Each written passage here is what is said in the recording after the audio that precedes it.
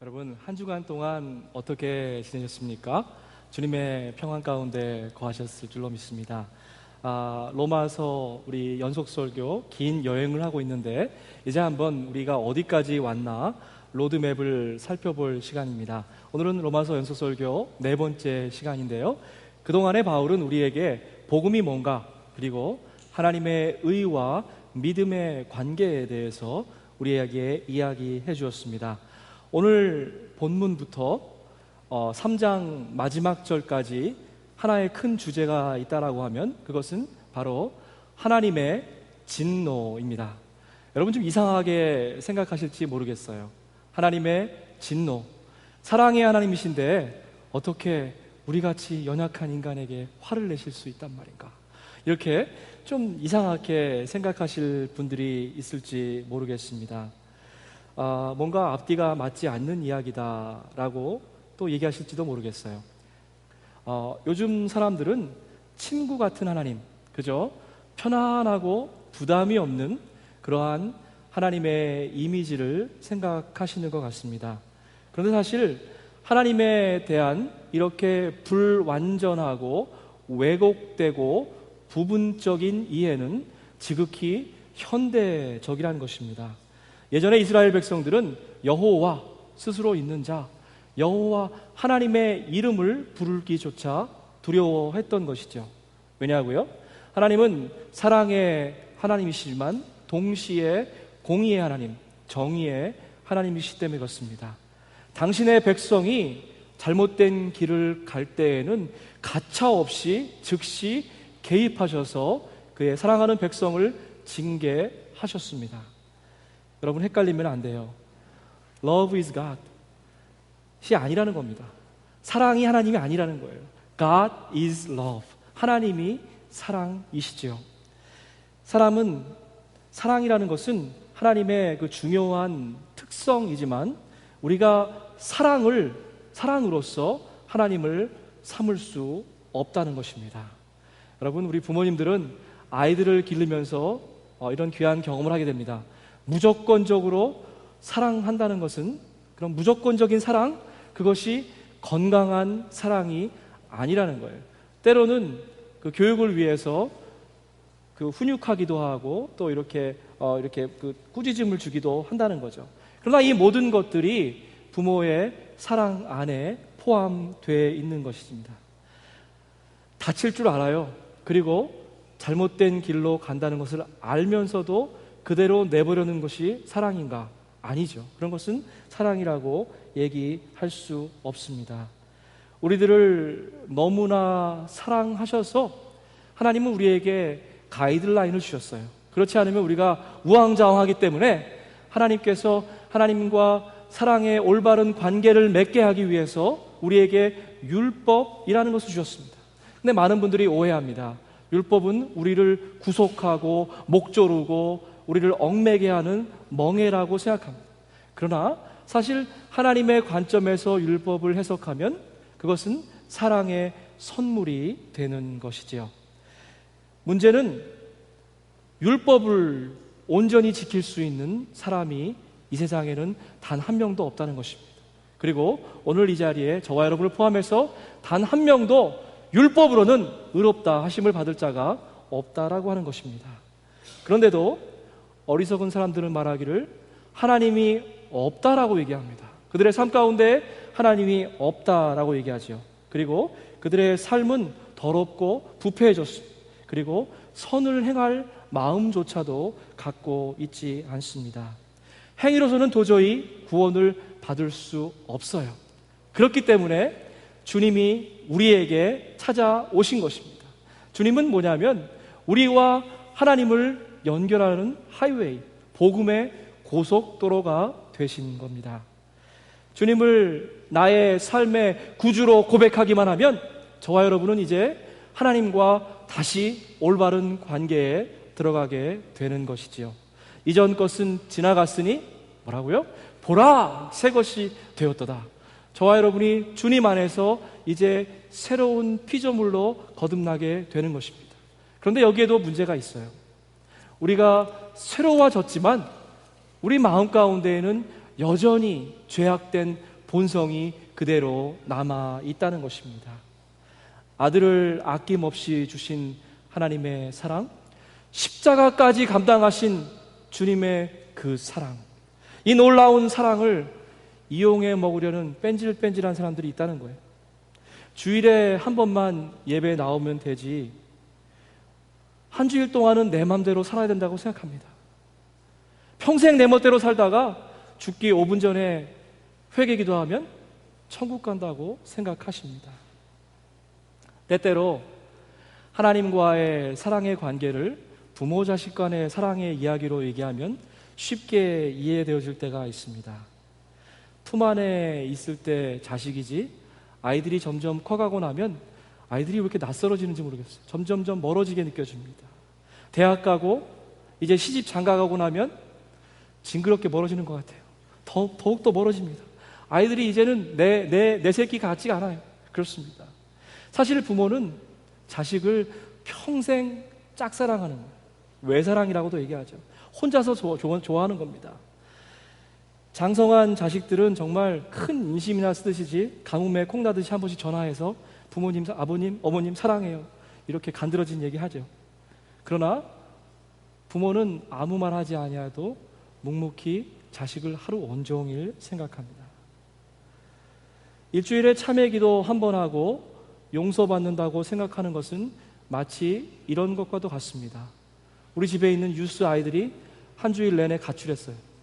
그리고 나서 주일 아침에 와서 식사 함께 같이 하고 내가 당신의 자식이요 라고 얘기하는 것입니다. 평생 자기 멋대로 살다가 5분 전에 회개한다는 사람 뭐예요? 부모님 앞에 콧방귀도 안 끼다가 부모님 이제 돌아가실 순간에 직전에 찾아뵙겠다는 것 같은 말이에요.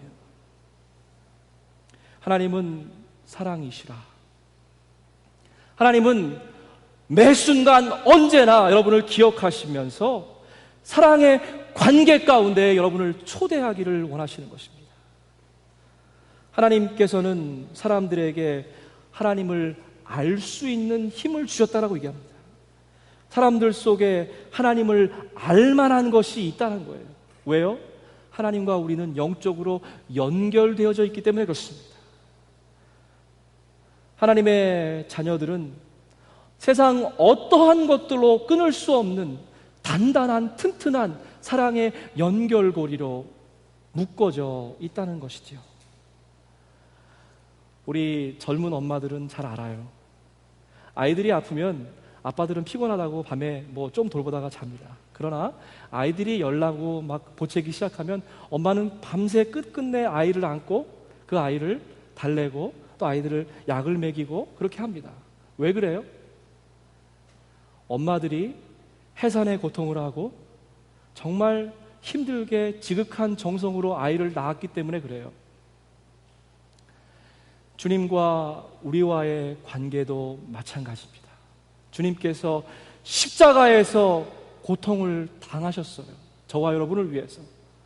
그렇기 때문에 우리는 주님을 잊을 수 있어도 주님은 우리를 잊지 못하신다는 거예요. 피는 물보다 진하다는 말이 있습니다. 영어로 얘기하면 클리셰고 정말로 상식 너무나 많이 들은 아무런 의미 없는 그런 말처럼 들릴지 몰라요. 그런데 실제로 우리 엄마들이 우리를 낳을 때 피를 흘리잖아요. 그리고 주님께서 십자가 위에서 우리를 위해서 피를 흘려주셨잖아요. 그렇기 때문에 주님과 우리의 관계는 사랑의 관계로 묶여져 있다는 것입니다. 매달 성만찬을 통해서 우리는 주님의 거룩한 보혈을 다시 마시고 또 그것을 기념합니다. 목회를 하면서 제가 제일 많이 듣는 성경 말씀이 뭔지 아세요? 우리 교우들이 그렇게 얘기합니다. 목사님, 마음은 원이로되 육신이 약해서요. 이런 말씀 제가 넘버원 제일 많이 듣는 말이에요. 한 달에도 몇 번씩 그 말씀을 듣습니다. 마음은 뭐예요? 마음은 원이로되 육신이 약해서요. 기도하고 예배드리고 싶은 마음은 굴뚝 같지만 몸이 약해서 따르지 않는다, 그 말이에요. 정말 원하세요? 정말 여러분 원하세요? 혹시 머리로만 원하고 마음으로는 원하지 않는 거 아닙니까? 정말 여러분 몸이 약하세요? 피곤하고 지치셨습니까? 그런데 왜 아직도 세상을 향해서 그렇게 힘이 많이 차서 부들부들 떨고 계세요? 정말 원하세요? 정말 약하세요? 사람들은 하나님을 알면서도 하나님께 영광을 돌리지 아니하고 하나님께 감사하지도 않는다라고 얘기합니다. 여러분 이 말씀 잘 보세요. 얼마나 바울이 논리적으로 우리에게 이야기하고 있는지 저는 이 말씀을 읽으면서 충격받았습니다. 우리에게 두 가지가 없으면 반드시 두 가지가 찾아옵니다. 두 가지 좋은 것이 없으면 두 가지 있어서는 안 될 것이 우리에게 다가온다는 거예요. 오히려 사람들은 뭐라고요? 헛된 생각을 하고 그들의 마음이 어리석은 것으로 어두움에 가득 차게 된다라고 얘기합니다. 하나님을 기쁘시게 하는 방법, 그리고 하나님께 우리의 사랑을 고백하는 방법이 딱 두 가지가 있어요. 하나는 예배입니다. 하나님을 영광 드리는, 높이는 것. 또 하나는 뭐예요? 감사하는 거예요. 그런데 예배와 감사가 없어지면 어떻게 된다고요? 거짓과 어둠이 우리에게 가득 찬다는 거예요. 아주 간단한 한 절 말씀인데 이 말 가운데 신앙생활에 아주 깊은 진리를 담고 있다는 거예요. 두 가지가 없어지면 어떻게 된다? 두 가지가 우리에게 찾아온다는 거예요. 사람들은 하나님의 진리를 거짓으로 바꾸었습니다. 예배에 실패하면, 진리가 우리 안에 임하지 못하면 어떻게 된다고요? 거짓이 우리에게 온다는 거예요. 창조주 되신 하나님보다 지음받은 피조물을 더 예배하게 됐다는 거예요. 거짓 예배입니다. 하나님은 영원히 찬송을 받으시기에 마땅하신 분이시기 때문입니다. 하나님을 높여드리고 예배하지 않는 사람들은 다른 걸 예배하게 돼요. 세상을 예배하게 됩니다. 모든 것을 만드신 하나님을 예배하고 경배하는 것이 아니라 피조물, 우리에게 주신 것들, 돈, 명예, 건강, 성공, 이런 것들을 이제 예배하기 시작한다는 거예요. 영원히 찬송받으실 분을 제쳐놓고 잠시 있을 쾌락과 정욕의 노예가 된다는 것입니다. 빈 공간이 없어요. 여러분 마음의, 영혼의 공간에 진리가 없다면 그것은 다른 종교에서 얘기하는 비어있음, 무, 공, 이런 게 아니고 거기에 반드시 다른 게 들어오는데 그것이 바로 거짓의 영이 들어온다는 거예요. 진리의 영으로 충만하지 못한 순간에 거짓의 영이 고개를 치밀기 시작한다는 것입니다. 예배 없이도 잘 살 수 있다고 말하는 분들은 큰 착각에 빠진 것입니다.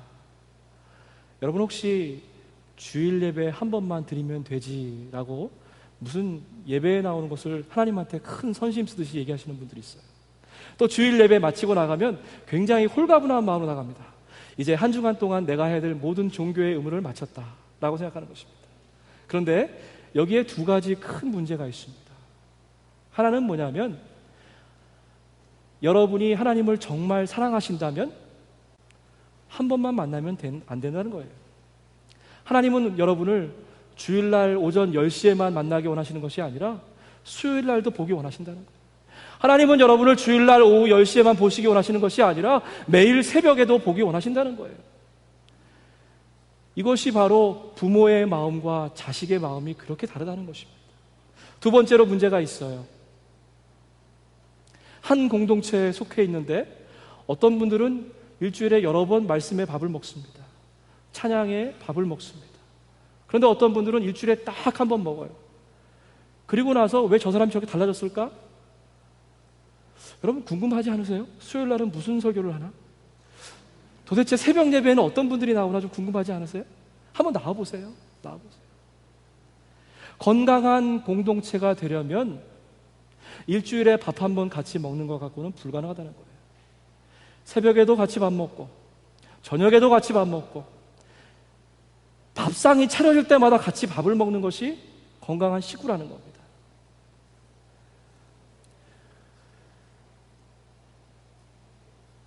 정말 시간을 아껴 쓰시려고 노력하는 분들이 있습니다. 시간을 분초 단위로 계산해 갖고 정말 시간을 철저하게 쓰는 분들이 계세요. 그런데 제가 가장 시간을 아낄 수 있는 방법 알려드릴게요. 예배에 목숨 거시기 바랍니다. 예배 드릴 때에 여러분의 시간이 가장 아름다운 방법으로 쓰일 수 있다는 것입니다. 예배에 온 정성을 쏟으시기 바랍니다. 그러할 때에 여러분의 시간이 더욱더 효율적으로 쓰여질 수 있다는 거예요. 예배는 하나님께서 가장 기뻐하시는 겁니다. 둘째로, 하나님은 예배뿐만이 아니라 우리의 감사를 받으시기 원하신다는 거예요. 사람들은 하나님을 속여 먹을 수 있다고 생각합니다. 짜투리 시간을 들여요. 쓰다 남은 물질을 드려요. 그러면서 눈 가리고 아웅했다고 기뻐합니다. 사람들은 자기가 지혜롭다고 착각하지만 사실은 대단히 어리석은 짓을 하고 있다는 것입니다. 하나님이 정말로 원하시는 것은 여러분이 얼마나 많은 시간을 들였냐, 시간의 양, 얼마나 많은 물질을 들였냐, 물질의 양, 그것을 원하시는 것이 아니라는 거예요. 그것들은 눈에 보이는 것입니다. 그러나 하나님이 진정으로 원하시는 것은 눈에 보이지 않는 거예요. 하나님께 얼마나 간절한 마음으로 예배하는가, 여러분의 마음의 무게입니다. 하나님께 얼마나 절절한 마음으로 감사드렸나, 여러분의 감사의 무게인 것입니다. 과부가 어느 날 2렙돈을 주님께 드렸습니다. 주변에 있는 사람들은 다 비웃었어요. 저렇게 형편없는 헌금을 가져왔냐. 그러나 예수님께서 말씀하셨습니다. 이 성전 안에 있는 다른 어떠한 사람보다 저 과부가 가장 많이 드렸다. 왜 그럴까요? 삶 전체를 드렸기 때문에 그래요. 그 여인의 삶의 무게는 무거웠습니다. 지치고 고달프고 가난하고 피곤하고 세상 가운데 스쳐 지나가는 그 간절한 그 여인의 삶의 무게는, 그 동전 2입의 무게는 너무나도 무거웠던 것입니다. 그러나 역설적으로 그 동전 2입은 너무나도 가벼운 것이었습니다. 왜요? 새털처럼 가벼운 것이었어요. 기쁜 마음으로, 자원하는 마음으로 드렸기 때문에 너무나도 가벼운 것이었습니다. 그 동전은 너무나도 무거운 것이었지만 동시에 너무나도 가벼운 것이었습니다. 여러분, 우리가 하나님께 감사드릴 때 정말로 이렇게 해야 돼요. 부담이 가게 감사해야 됩니다, 여러분. 제가 여러분에게 자신 있게 얘기합니다. 그 액수와 그 시간 드리는 것에 양이 중요한 것이 아니라 여러분 삶에 좀 부담이 돼야 돼요. 무거운 것이어야만 합니다. 묵직한 것이어야 해요. 그리고 동시에 새털처럼 가벼운 것이어야 해요. 왜요? 기쁜 마음으로, 자원하는 마음으로, 억지로 이끌려서 하는 것이 아니라 하나님께 기쁨으로 드리는 것이기 때문에 그것은 역시 가벼울 수밖에 없다는 것입니다. 여러분, 예배에 실패하면요, 거짓이, 세상이 승리하게끔 되어 있습니다. 헛된 것이 내 안에 가득 밀려오게끔 되어 있어요. 감사에 실패하면 어둠이 승리합니다. 어리석은 마음이 여러분의 삶과 생각과 일터를 지배하기 시작합니다. 세상에서 가장 먼 곳이 어딘 줄 아세요? 남편과 아내의 마음이에요? 아니에요. 머리에서부터 가슴까지가 제일 먼 겁니다. 여기부터 여기까지가 그렇게 멀더라고요. 여러분, 머리로 이해했다고, 머리로 믿어진다고 여러분의 삶이 바뀌지 않습니다. 가슴에 도전이 돼야 돼요. 여러분, 지성이 열렸다고 가슴이 꽉 막히면 그것처럼 답답한 사람이 없어요. 오히려 여기에 말씀이 가득 차고 여기로 안 내려오면 어떻게 되는 줄 아세요? 소화 불량되는 거예요. 여기서 이거 미쳐버리는 겁니다. 여기서 급체하는 거예요. 알기는 많이 아는데 하나님의 뜻대로 살지 못하는 사람들은 머리만 자꾸 커져요. 어떻게 돼요? 자기만 위험한 게 아니에요. 주변 사람들까지 다치게 합니다. 저는 그렇게 생각해요. 말씀은 칼이라고 생각합니다. 그런데 그 칼은 반드시 사랑의 칼집에 끼어 있어야 돼요. 이 얘기 잘 생각해 보세요. 그런데 칼집이 없는 사람들은 작두해요. 늘 자르기만 합니다. 그 사람한테 가면 늘 잘려요. 자기의 기준과 판단에 맞지 않으면 늘 자릅니다. 여러분 잘 아는 이야기에 걸리버 여행기가 있어요. 난장이 나라에서 걸리버는 거인이 아니라 신체 장애자입니다. 다르다는 것이 여러분 틀리다는 것이 될 수 있다는 거예요. different한 것이 wrong이 되면 안 된다는 거예요, 여러분. 교회 공동체 가운데 혹시 여러분 그런 마음이 있을지 몰라요. 나와 다른 사람은 틀렸다라고 생각할지 모릅니다.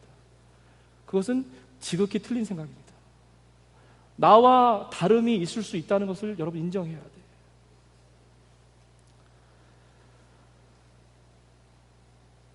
제가 어디까지 했습니까?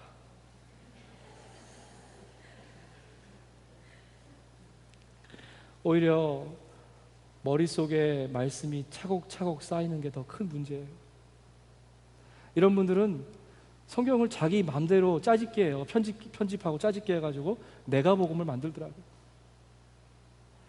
내 입맛대로, 내 뜻대로, 내 취향에 따라서 말씀을 곡해하는 사람들은 영원 불변한 진리가 아니라 상황에 따라 바뀌는 상황 복음을 만들더라고요. 머리가 가슴을 만나지 못하면, 지성이 영성의 세계로 넘어가지 못하면 이렇게 큰 문제가 생긴다는 것입니다. 가끔씩 하나님 머리 끝에 올라선 아주 아찔한 사람들을 만날 때가 있습니다. 자기가 하나님이야. 모든 일에 다 간섭해야 됩니다. 모든 일을 다 판단해야 됩니다. 조금 더 겸손한 분들 계세요. 하나님 머리 위에 올라가는 건 좀 죄송하니까 하나님하고 같은 높이에서 어깨를 견주려고 하는 분들 계십니다. 이런 분들도 굉장히 아나무인이에요. 눈에 보이는 것이 없다 이 말입니다. 여러분, 눈에 보이는 것이 없으면 어떻게 해요? 이 사람 저 사람하고 부딪히게끔 돼 있어요. 좌충우돌한다 그래요. 왜 그래요? 보이는 게 없으니까 자꾸 부딪히는 거예요.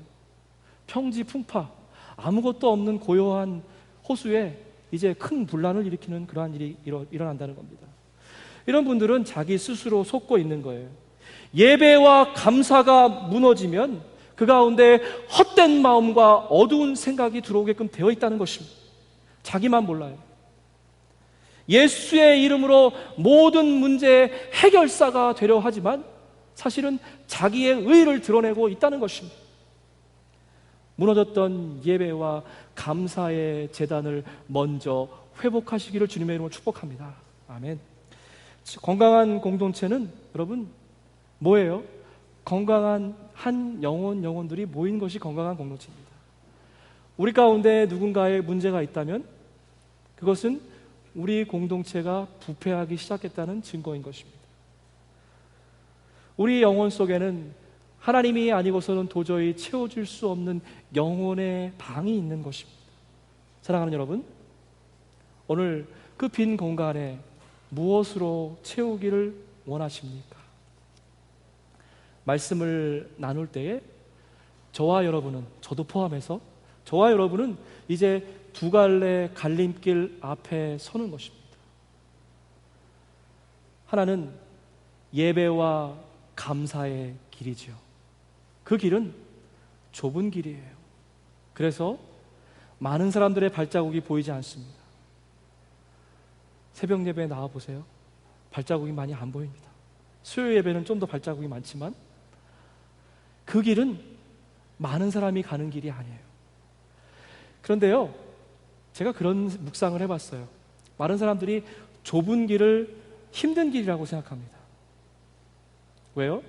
지나갈 때 어깨가 길에 닿고 간신히 갈 수 있기 때문에 그래요. 그런데요, 저는 좀 이상한 생각을 갖고 있어요. 좁은 길이 더 걸어가기 쉬운 길이라고 생각합니다. 왜냐고요? 하나님만 따라가다 보면, 하나님만 바라보고 가면 정말로 그 길이 너무 쉬워요. 한 길로 하나님께서 우리를 인도해 주시기 때문에 걱정할 게 없어요. 고민할 게 없어요. 염려할 게 없어요. 판단할 게 없어요. 그 좁은 길을 한 걸음 한 걸음 두벅두벅 따라가기만 하면 되기 때문에 그렇습니다. 또 한 길이 우리에게 열려져 있습니다. 그 길은 넓은 길입니다. 많은 사람들이 하도 많이 다녀서 펀펀하게 그들의 발자국으로 질펀하게 다져진 그런 길이에요. 쉬운 길처럼 보입니다. 제가 오늘 여러분에게 중요한 얘기를 하나 하려고 해요. 그것은 뭐냐면 사랑은 선택이라는 것입니다. 사랑은 선택입니다. 사랑하기 때문에 때때로 우리는 어려운 결정을 할 수 있습니다. 사랑하기 때문에 희생과 결단이 요구될지라도 올바른 판단을 내릴 수 있는 것이죠. 우리 안에 성령님께서 살아 역사하십니다. 여러분, 어떠한 일을 하기 전에, 누구를 만나기 전에, 어떠한 사업을 시작하기 전에, 여러분 어떠한 일을 우리 마음 가운데 생기기 그 순간부터 살아계신 성령님께 여쭤보세요. 좀 물어보세요. 그냥 내 마음대로 하지 말고 여러분 성령님께 좀 물어보세요. 그러면요, 성령님께서 적어도 4가지로 말씀하십니다. 하나는 그린 라이트예요. 고, 가도 좋다 라고 얘기했어요. 하나는 빨간 라이트 켜주세요. 스탑, 아니야 라고 얘기하십니다. 하나는 뭐예요? 옐로우 라이트예요. 웨이트. 여러분, 많은 기도의 응답이, 저는 그런 응답을 많이 받습니다. 기다려라 라고 말씀하십니다. 또 하나는 뭐냐면 갑자기 유턴 사인이 딱 나와요. 지금까지 네가 7년, 8년, 9년, 10년 들여서 이 길을 걸어왔지만 아니야, 그저 스탑하는 것이 아니라 이제는 돌아야 돼 라고 얘기하실 때도 있습니다.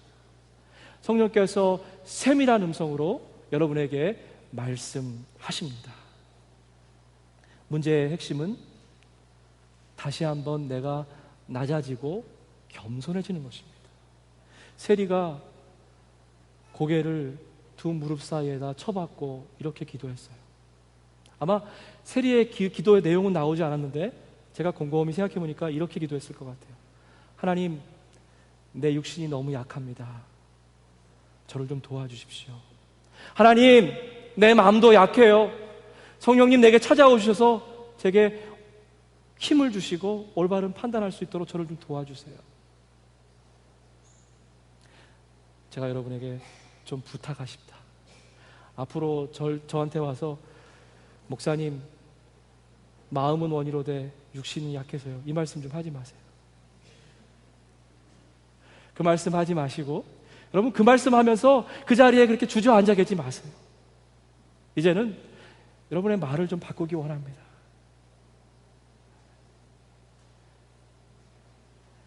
하나님, 내가 약합니다. 제 마음을 붙잡아 주시옵소서. 제 마음도 약합니다. 하나님, 성령 안에서 깨어 기도할 수 있도록 저에게 기도의 영을 부어 주시옵소서. 마음이 원이로되 육신이 약하다고 말하지 마십시다. 약하기 때문에 예배의 자리에 나오겠습니다 라고 얘기하십시다. 예배를 통해서 하나님의 능력이 우리에게 회복되어지기 때문입니다. 약하기 때문에 더욱더 기도의 자리를 사모하십시다. 기도를 통해서 성령님께서 우리 안에서 역사하시기 때문입니다. 약해서, 너무 약하기 때문에 감사할 수 없다라고도 얘기하지 마십시다. 감사할 수 없는 그 순간에 먼저 감사하세요. 그럴 때 하나님께서 우리에게 부어주신 놀라운 깊은 은혜와 은총을 다시 만나게 되는 것입니다. 여러분, 오늘 저와 함께 2가지를 선택하십시다. 예배를 선택하십시다. 그리고 감사를 선택하십시다. 억지로 떠밀려서 마지못해 감사와 예배의 자리에 나오는 것이 아니라, 아까 뭐라고 그랬어요? 기쁘게, 새털같이 가볍게, 즐겁게 자원하는 심령으로 예배와 기도의 자리를, 또 감사의 자리를 사모하는 여러분이 되시기를 주님의 이름으로 축복합니다. 아멘. 함께 기도하겠습니다.